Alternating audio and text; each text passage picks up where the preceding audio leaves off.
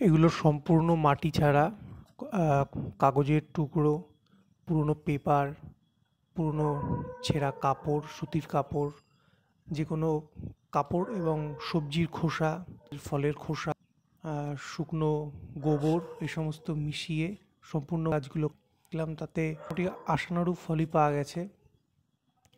কোনোটার মধ্যেই মাটি নেই। যখন সবজির খোসা পাওয়া যায়, বেরোয়, সেগুলোকে আমি শুকনো করে তার চারপাশ থেকে দিয়ে দিই এবং আস্তে আস্তে মাটির স্তর হিসাবে বাড়তে থাকে।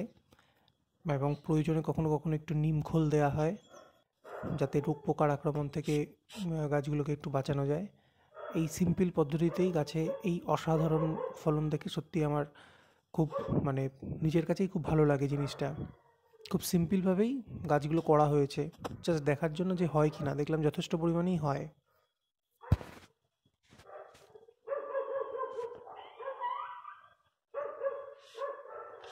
এই বেগুন গাছগুলোতে যথেষ্ট পরিমাণে ফলন রয়েছে।